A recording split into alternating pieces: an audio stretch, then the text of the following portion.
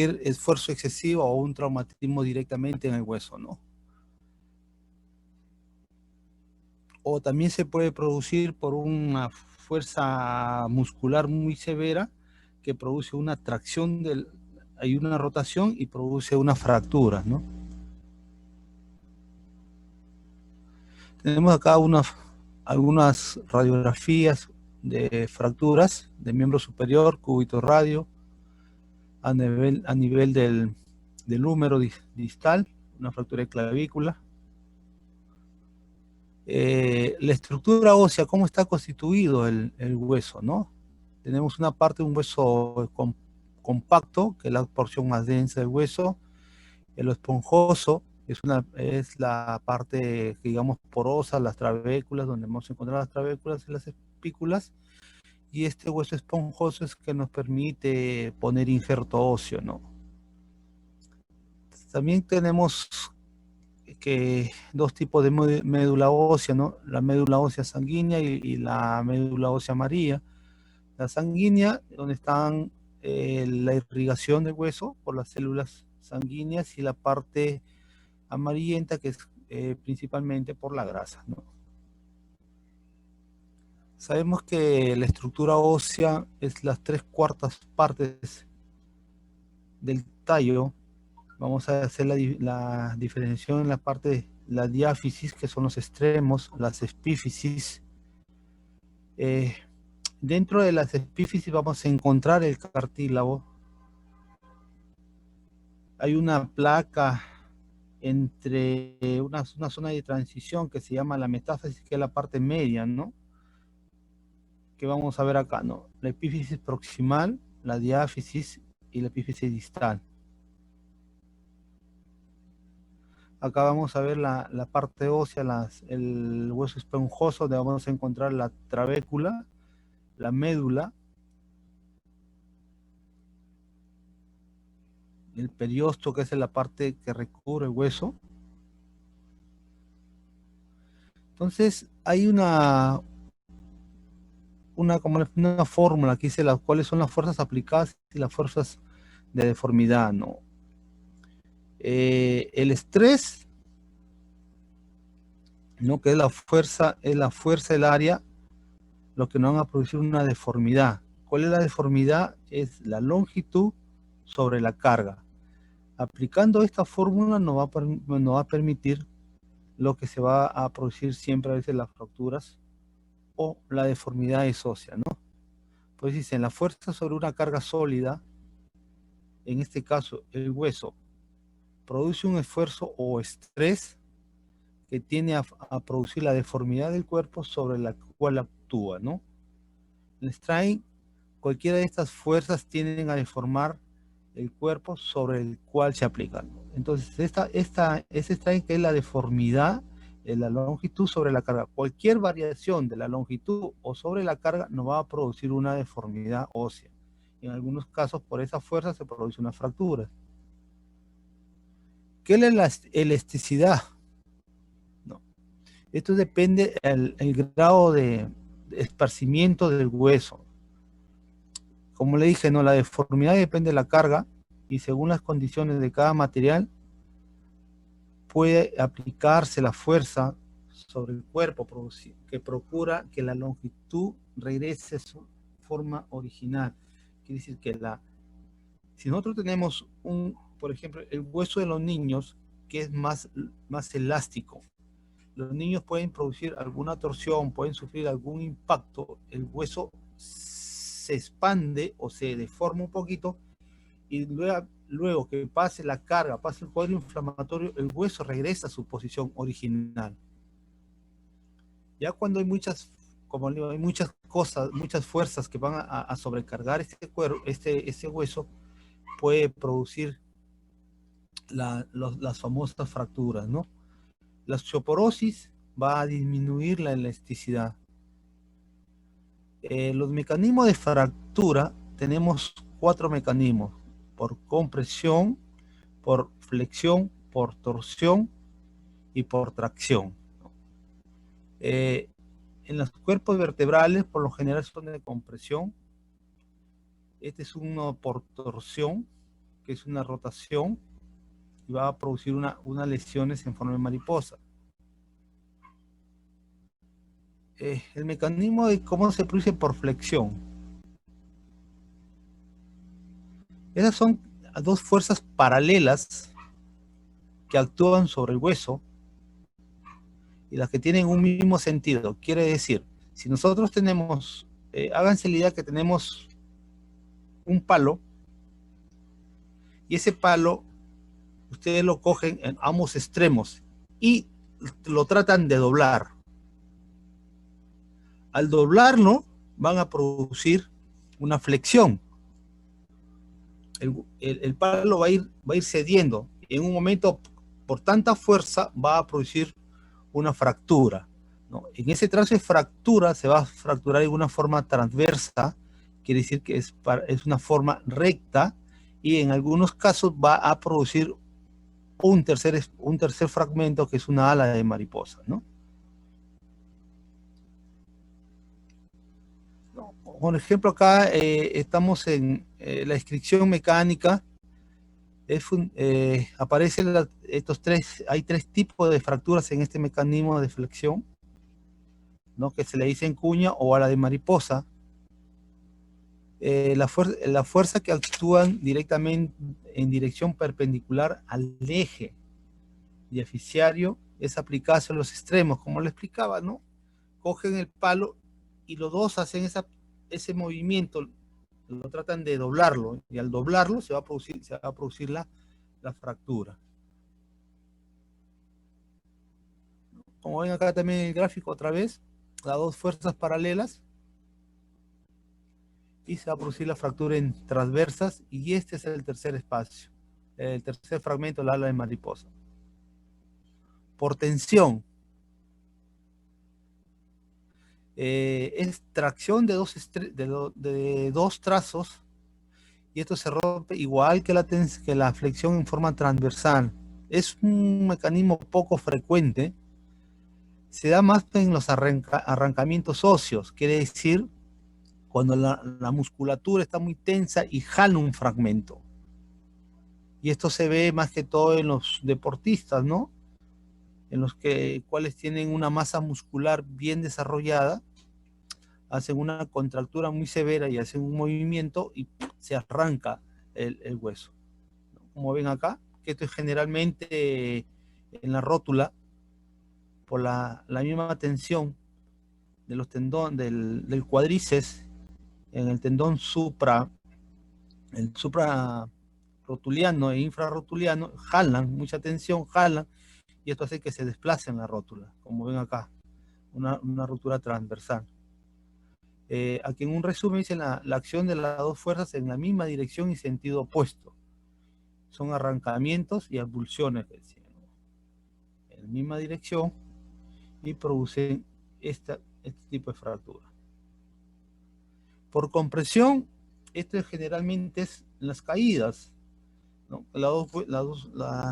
Clásicamente se ve en las fracturas en columna, más frecuente en las columnas lumbar, es por la misma fuerza, ¿no? Cae el paciente de pie y hay un aplastamiento de los dos cuerpos vertebrales. Quiere decir que las fuerzas van a llegar en el mismo sentido y en sentido inverso, y va a producir generalmente un trazo oblicuo, ¿no?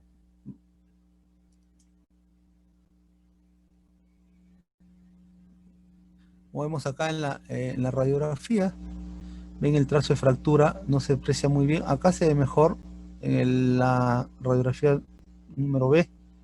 Vamos a ver el trazo de fractura oblicuo, y acá viceversa se ve mejor, ¿no? Tenemos frecuente la compresión, otra vez, por torsión. Esta es la forma espiral o espiraloidea, quiere decir que el hueso va a rotar en sentido inverso, y al producir esa rotación va a producir una fractura o un arrancamiento, ¿no? Esto es muy frecuente en las tibias. En las tibias y produce una forma, un trazo a veces de fractura oblicuo. Como dicen acá en resumen, el resultado de la fuerza se imprime en un momento de rotación, el objeto sobre el eje, con uno de sus extremos fijos, especialmente en los que dicen en los esquiadores, ¿no? Como ven acá el trazo oblicuo por rotación. Este es el fragmento distal que ven acá. Este es el fragmento que va el tipo de la fractura. Esto generalmente más se ve en la tibia, ¿no? Hay otro que dice cizallamiento también, ¿no? Son dos fuerzas paralelas y en sentido opuesto y produce un trazo de fractura horizontal. Como tenemos acá un pequeño gráfico, vamos a ver tensión, las dos fuerzas hacia arriba, compresión, las dos fuerzas hacia abajo, paralelas. La flexión es arqueamiento y la torsión, que es la rotación, giran en mismo sentido y van a producir un trazo de fractura. Como le puedo decir, un trazo de fractura oblicuo, y siempre va a haber una forma acá de depresión porque el hueso se desprende, se levanta, ¿no? Acá hay otro gráfico nuevamente, el mismo mecanismo. Entonces, como ustedes ven, los mecanismos de fractura, vamos a tener compresión, tracción, flexión, torsión o cizallamiento. Compresión, las dos fuerzas van en el mismo sentido, clásicamente en las columnas, en fracturas de columna. La tracción son fuerzas paralelas y una fuerza central, la cual va a producir una fractura. Las flexiones, ya saben, arqueamiento y tercer espacio. La torsión, rotación. El cizallamiento, igual dos fuerzas en los extremos en sentido inverso y van a producir una fractura. Dentro de la fractura vamos a encontrar una clasificación. Vamos a ver por un traumatismo directo. Estas son aquellas que las fracturas dan directamente, el impacto es directamente sobre el hueso, ¿no? Clásicamente es un golpe, un martillo, o a veces la fractura al cerrar una puerta que cae directamente sobre, por ejemplo, en las falanges, y producen un tipo de fracturas, ¿no? El indirecto es aquella que es el punto de impacto, es alejado del foco de la fractura. Esto es, por ejemplo, una caída de un esquiador por la rotación de la pierna, y puede haber una fractura en la tibia, en peroné, como hemos visto anteriormente, o, por ejemplo, en los pacientes que sufren accidentes automovilísticos, ¿no? No producen ninguna fractura por el impacto directo del carro, sino al momento que ellos caen. Y al caer, y ahí es un traumatismo indirecto, porque no es directamente el contacto, ¿no? Por aplastamiento, que hemos visto que es por compresión, por arrancamiento también, que hemos visto que es por las fuerzas musculares. Hemos sacado otro gráfico de la fractura por compresión. La fatiga o por estrés, ¿no? Esto generalmente se ven en las escuelas militares o policiales o en los institutos armados. Son pacientes en los cuales no están acostumbrados a tener un ritmo de ejercicios y muy constantes, y esto va a producir una fractura por fatiga o por estrés, en las cuales no es una fractura clásica que se va a ver, sino que se ve en la radiografía, se ven solamente una imagen como una radiolucidez a nivel de la estructura ósea, y clásicamente se ve como una línea blanca, para que me puedan entender, y en lo que es una fractura por estrés o fatiga, ¿no? Y esto sí produce bastante dolor, dolor que no calma ni con los analgésicos, ¿no? Tratamiento para estas fracturas, si no hay desplazamiento, si es su yeso por un mes y se resuelve todo el problema, ¿no? Otra de las tipos de las fracturas son las lesiones de parte blanda, ¿no? Las que son cerradas o las que son abiertas. Las cerradas son aquellas donde no hay perforación o exposición del hueso hacia el exterior, ¿no? Y las abiertas son aquellas que hay exposición del hueso hacia el exterior, ¿no?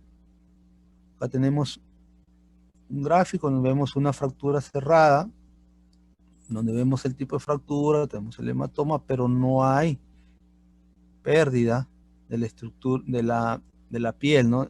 Está intacta. En cambio de una abierta, ya vemos una exposición ósea hacia el exterior, ¿no? Acá hay otro ejemplo ya de un paciente en emergencia, una fractura de tibia, diáfisis, ¿no? Transversa, expuesta. Acá para la clasificación, ya posiblemente cuando ustedes vean ya el tipo de fracturas, ahí la clasificación de Gustilo, en la cual él va a clasificar en 4, en una en la cual es menos de 1 centímetro, Gustilo 2 es mayor de 2 a 10 centímetros, el grado 3 que puede ser A y B, el A cuando hay más de 10 centímetros, pero puede haber una cubierta de las partes blandas. La C, la 3B es ya cuando no hay como se llama, cubierta de tejido, y el grado 3, el 4 ya cuando hay una lesión en neurovasculares, ¿no? Hay lesión a veces vascular, puede haber lesión del nervio, ¿no? Acá también tenemos otro tipo de fractura más o menos, del antebrazo, del cúbito, posición también. Hay otra clasificación que es por interrupción, que pueden ser fracturas completas, incompletas o simples, ¿no? Las completas son aquellas que hay una pérdida de todo el hueso. Las incompletas es solamente una parte solamente del hueso, no llega a tener todo, se rompen las dos corticales, solamente es una cortical. Las completas sí es todas las corticales. Y las simples, que es solamente un trazo de fractura. Por ejemplo, esta es una incompleta, donde solamente es una cortical. Esta es una completa, en la cual ya están las dos corticales separadas, ¿no? Después tenemos completas con desplazamiento. Según su eje puede haber hay un cabalgamiento, quiere decir que hay la fractura y la fractura se monta sobre la fractura, y a veces también están rotadas. La otra es sobre su eje transversal, que puede haber una desviación lateral y puede haber una angulación. Las fracturas conminutas son aquellas fracturas donde hay más de 3 fragmentos, ¿no? Acá tenemos una transversa, oblicua, espiral y conminuta. Una cerrada simple y una fractura expuesta o abierta, ¿no? Según la estabilidad, pueden haber unas fracturas que son estables o inestables. Las estables son aquellas que tienen menos de 45 grados, que después del proceso de una reducción se mantiene la fractura en su sitio. Las inestables son aquellas que tienen mayor de 45 grados, pero a pesar después de haber hecho una reducción, la fractura se sigue desplazando, ¿no? No tenemos una estabilidad, ¿no? Por ejemplo, acá tenemos una inestable. Este es un inestable, menos de 45 grados. Este es una inestable. Este es un estable, ¿no? Tratamiento de todo este tipo de fracturas son las estables con yeso. Las inestables ya es un tratamiento quirúrgico, ¿no?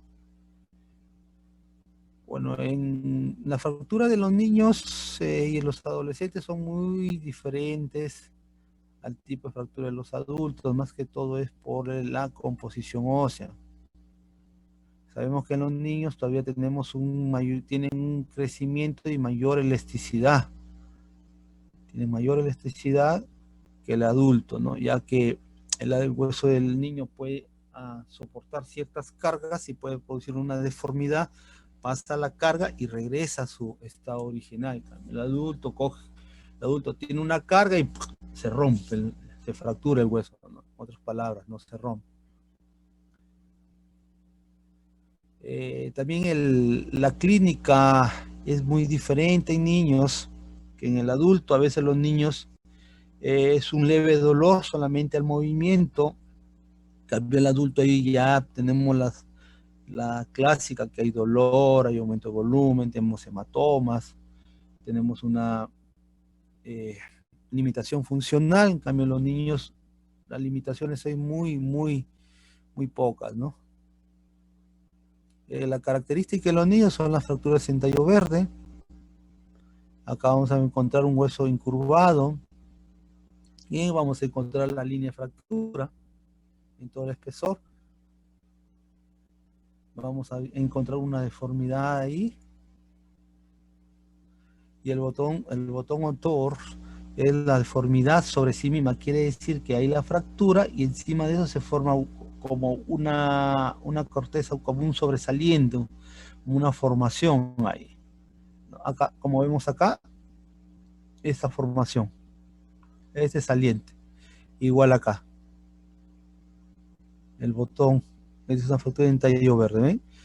La fractura está alineada, está en su sitio, no hay desplazamiento, pero por estos botones que tenemos acá, la fractura se mantiene en su sitio. Acá también hay otro en el cúbito.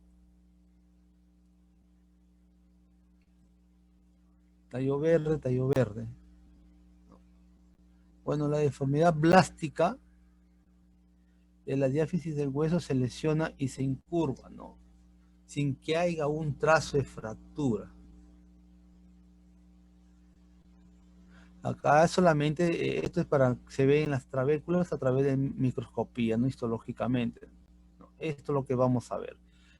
Es una curvatura, incurvatura del hueso, ¿no? Pero no se ve trazo de fractura. No hay trazo de fractura. Solamente es una deformidad que hay acá, pero no se llega a ver un trazo de fractura. Bueno, en el proceso de consolidación, este es el proceso en el cual va a demorar la estructura ósea a recuperar su reestructuración o producir el callo óseo, ¿no?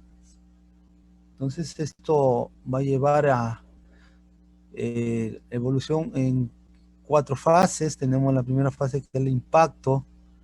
Aquí ya hay, el impacto es la zona donde va a haber los factores citoquímicos,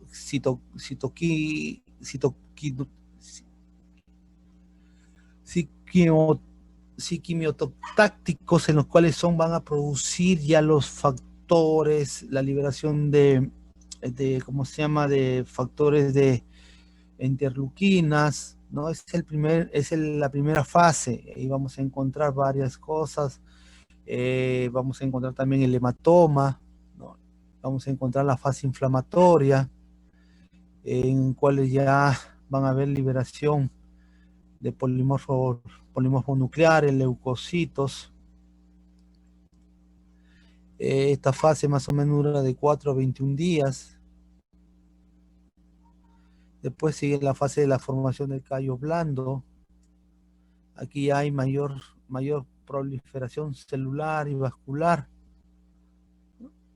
Los huesos que ahí, los que vamos a encontrar ahí, vamos a encontrar a los osteoblastos y a los condioblastos, son los responsables de la estructura ósea para su formación, ¿no? Después viene el callo duro. Aquí ya hay más zona de mineralización. Van a haber mayor formación de tejidos, los tejidos osteoides por la hidroxiopatita.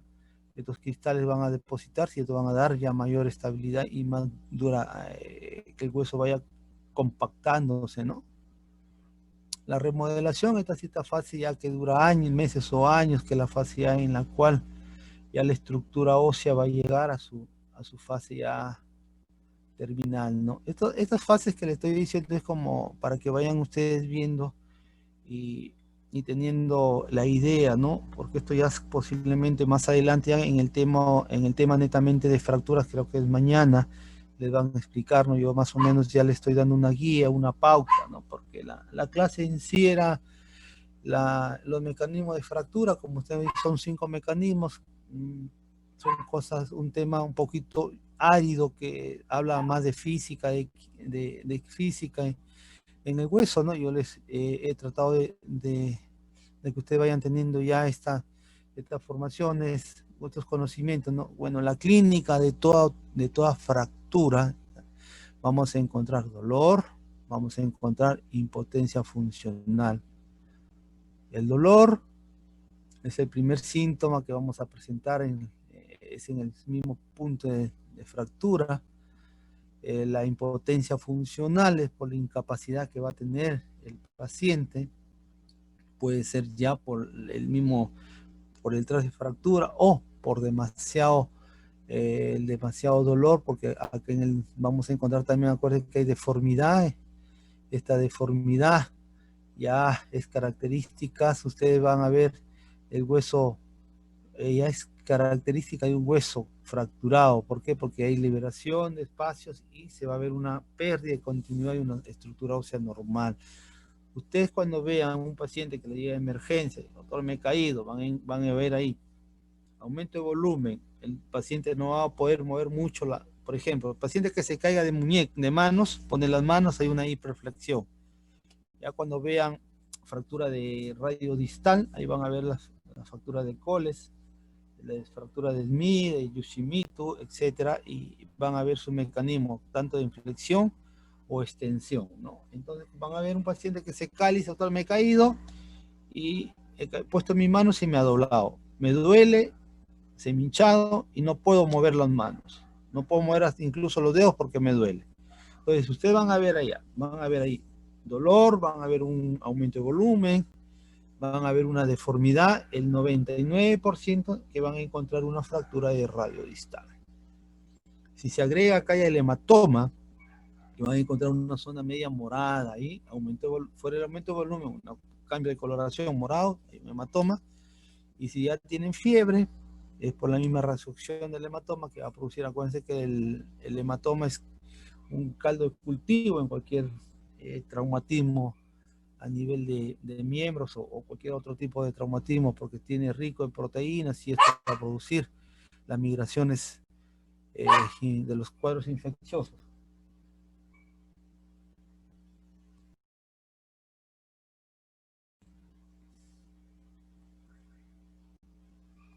El objetivo del tratamiento, como yo digo, el objetivo principal es restablecer la máxima recuperación funcional del cemento afectado. Quiere decir, hay que restablecer el movimiento del hueso o del miembro afectado.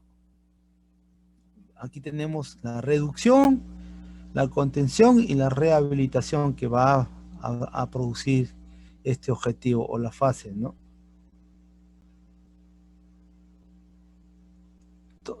Clásicamente todas las fases no van a cumplir todo lo que se dice, ¿no? Los 3 procedimientos. En algunos hay que añadirles lo que es la analgesia, porque el paciente que tiene mucho dolor y ustedes no van a dar algún analgésico, no va a mejorar el paciente y va a tener mucho dolor y el paciente va a comenzar como decían las palabras del maestro Ladines, nos decía, un paciente no bien tratado de una fractura va a ser como una piedra dentro del zapato porque te va a fastidiar todo el día, mañana, tarde y noche. Entonces, para esos celulares, para que ya estén más tranquilos, nos decían, ¿no? El tratamiento en los pacientes politraumatizados, ¿ya? Y como las luxofracturas, esto es un tratamiento de urgencia. ¿Ya? Urgencia. ¿Por qué? Un politraumatizado puede haber fracturas en parrilla costal, puede haber fracturas en miembros inferiores, miembros superiores, o puede haber una luxofractura. Yo les digo, les pregunto, ¿qué sucede si a un paciente que tiene una luxofractura no le hacen una reducción o no regresan el hueso a la articulación? ¿Qué puede producir con esa zona articular?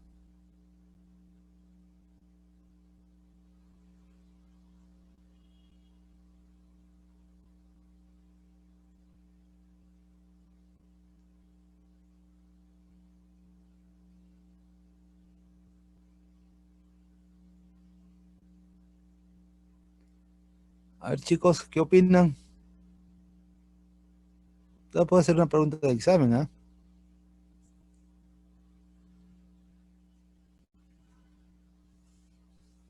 ¿Tienen idea algo?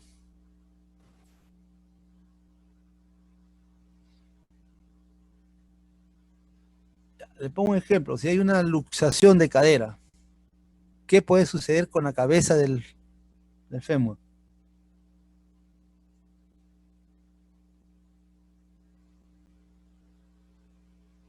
¿Se puede fracturar? No, si es luxación, no hay fractura, hija. ¿Qué sucede con la cabeza? Ustedes, ¿quién nutre la cabeza del fémur? ¿Quién les llega ahí para dar la nutrición? ¿Qué son? ¿Vasos, arterias, arteriolas? Abre, grande, grande, no está saliendo grande como otro tipo. ¿Qué sucede si baja el flujo sanguíneo en esa? Necrosis. Puede haber una necrosis de la cabeza. Entonces, por eso es urgencia. Toda luxofractura es una urgencia. Hay que hacer la reducción y tratar de regresar el segmento luxado a su forma original, porque si no se produce una necrosis, se llama la necrosis avasculares. Por eso es que es una urgencia, ¿no? ¿Cómo hacemos las reducciones, no? Puede ser un mecanismo cerrado en la cual consiste hacer las fuerzas de tracción. Ponemos un ejemplo de una fractura de radio distal. Entonces, se hace la reducción necesitamos tres ayudantes. Uno, para que nos haga una tracción a nivel del pliegue del codo. El codo lo ponemos en 90 grados. El otro nos coge el pulgar y entrelaza sus dedos entre los dedos del paciente. Hacemos una tracción, jalamos en sentidos opuestos. Uno se va hacia arriba y el otro hacia abajo. Entonces vamos a hacer una tracción, vamos a jalar lentamente. Claramente se escucha un crujido y se hace una ligera rotación cubital. Se desvía la mano y el tercero ya pone el yeso, ¿no? A esto se llama una reducción cerrada. Y la reducción, la manipulación o la reducción o la tracción abierta, y a eso se llama en sala de operaciones, ¿no? Por ejemplo, acá tenemos lo que le estaba explicando. El miembro superior en 90 grados, tracción en el codo, el ayudante, el otro jala. Hacemos la tracción, jalamos, y vamos a escuchar que este desplazamiento jala, cede, y el hueso se alinea. Acá tenemos ya uno en vivo. Jala, se tracciona hacia atrás. El segundo que está en el codo y el tercero que va viendo para poner el yeso. Por lo general no se hace fuerza, sino nosotros traccionamos y el cuerpo lo dejamos caer, para no hacer demasiada tensión, mucha fuerza. Porque a esto duele, esta tracción duele. Una vez que el hueso está reducido en su sitio o colocado en su sitio, el dolor desaparece automáticamente. Se pone el yeso y ya no hay dolor. El paciente se va riendo, ya no está llorando. Acá tenemos, después de la reducción, ¿no? Como le digo, miren, el dolor, disminuye el dolor. Y se coloca el yeso. Acá tenemos una fractura, una reducción de malleolo peroneo tibial, ¿no? Casi una luxación, hubo fractura, se le puso yeso, pero este es el yeso, hay yeso acrílico, ¿no? Hay dos tipos de yeso, el yeso convencional, que es el blanco, y el acrílico, ¿no? El yeso convencional lo solamente tenemos ahí en el hospital, el acrílico ya no tenemos, ya estos pacientes piden en algunas clínicas hay, pero están cobrando cerca de 400, 500 soles para poner este yeso, ¿no? En cambio, con el yeso convencional te sale un promedio de 60 soles, ¿no? La tracción cutánea, ¿no? Esta es una tracción que es poner un aparato externo sin hacer ninguna lesión o perforación en el organismo. Hay varios tipos, este es un tipo medio que es, tenemos ven ustedes una barra acá, aquí tiene dos barras, es como una paralelas, acá tenemos como un péndulo donde se va a colocar el cordón y acá viene el peso.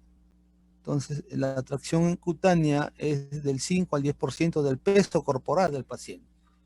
Quiere decir que si tenemos un paciente que pesa 60 kilos, ¿cuánto le vamos a poner de tracción?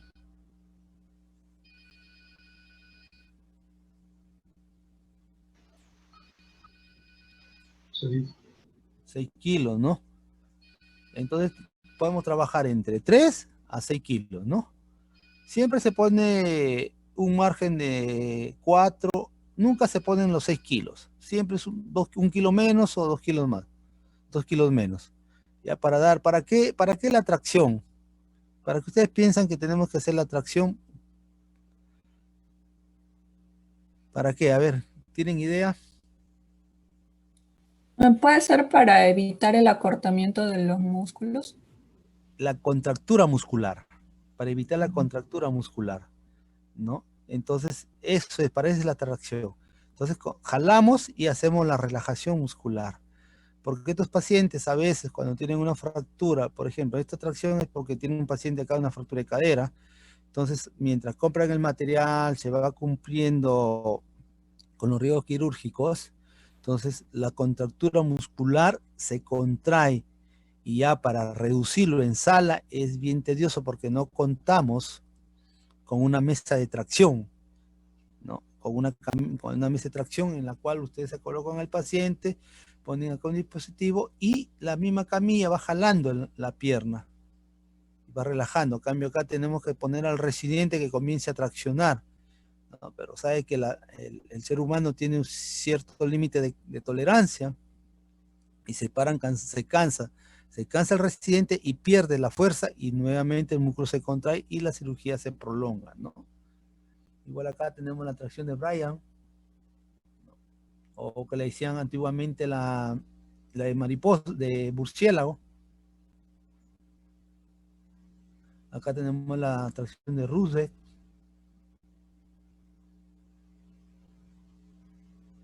La tracción esquelética. ¿Por qué decimos tracción esquelética? Este es un castillo en la cual se hace una perforación a nivel de la tuberosidad tibial, a nivel del TAT, a 2 centímetros más o menos de la prominencia tibial, miramos 2 centímetros debajo de la rótula y se hace una tracción, una perforación con un clavo Steinmann y se coloca la polea, como ven acá, con el peso, y se amarra y cae. Acá tenemos una tracción esquelética.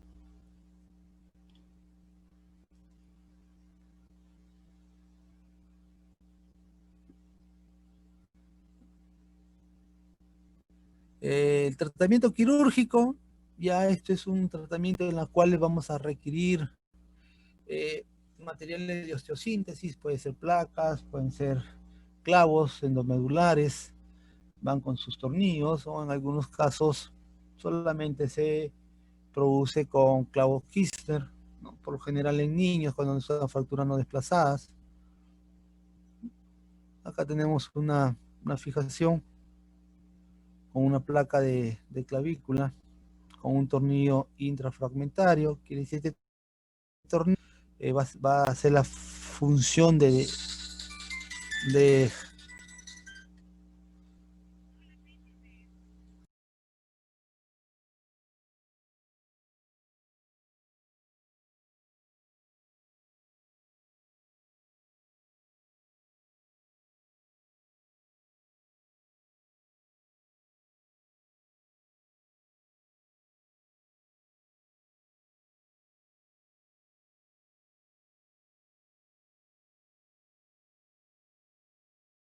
vemos acá la fractura, como decía, este es un tornillo intrafragmentario en la cual se hace una perforación en una cortical con un tornillo, con una broca de 2.5 y posterior otra broquita un poquito más anchita de 3.5 para que haga este tornillo. ¿Qué hace? Hace que el fragmento distal lo tracciona, lo pega al otro fragmento y se puede colocar ya los tornillos, ¿no?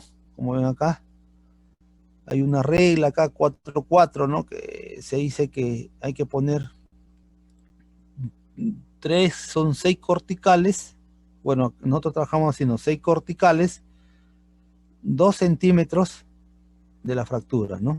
Por ejemplo, acá no se cumple la regla, ¿no? Tenemos un tornillo,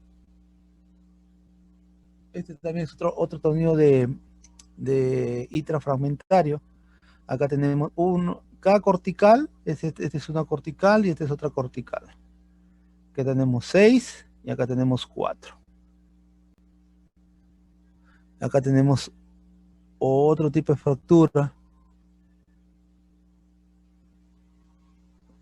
una placa de radio que tenemos acá en el dibujo. Aquí por lo general se va a poner, son placas en T, se ponen a veces 1, 2 tornillos distales y a veces se colocan acá dentro cerca de la articulación sin que lleguen los tornillos a la articulación. Y acá se está utilizando un clavo Kirchner, ¿no? Que es una fractura de Barton, un tipo de fractura a nivel de muñeca. Acá tenemos una fractura de cadera, en la cual se utilizan solamente 3 tornillos, ¿no? Y acá tenemos una prótesis.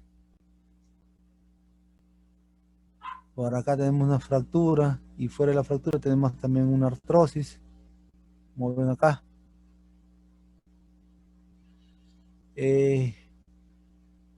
Acá tenemos las complicaciones. Hay complicaciones generales, en la cual tenemos los choques hipovolémicos, cardiogénicos, neurogénicos o sépticos por pérdidas bruscas de sangrado.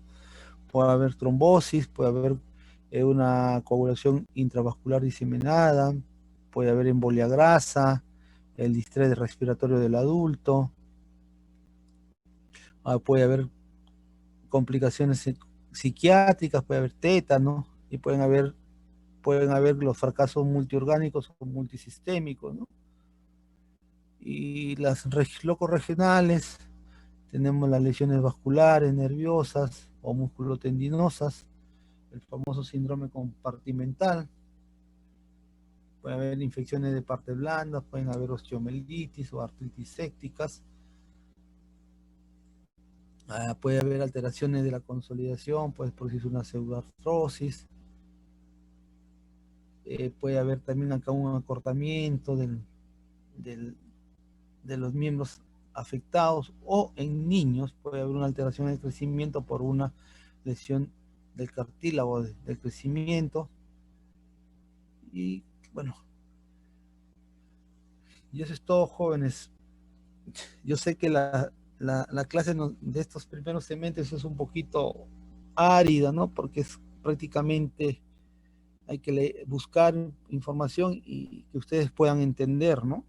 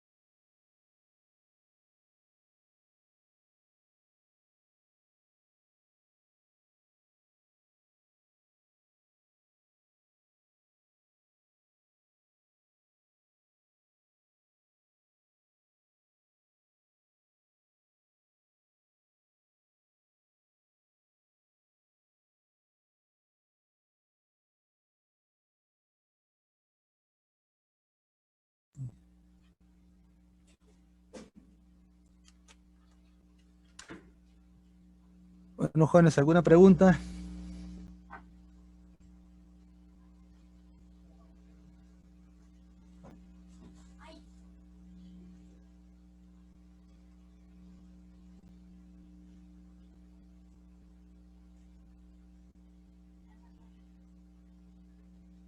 Como decían, ¿han entendido o no han entendido nada?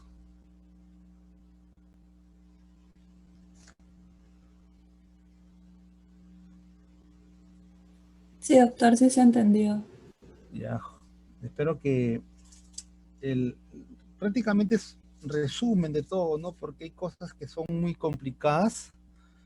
Ya cuando ustedes vayan avanzando, ya los colegas que van a hacerlo, creo que mañana lo que es fracturas, ya van a tener una idea, ¿no? Más o menos, y puedan ir adaptándose ya a esto, ¿no?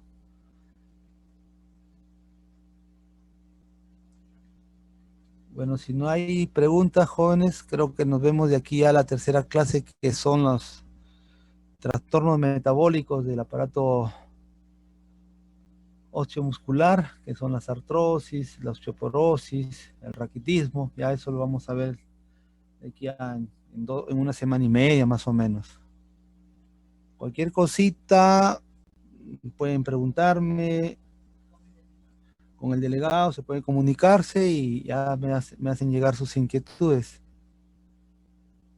Creo que no hay preguntas, terminamos y hasta la próxima, jóvenes.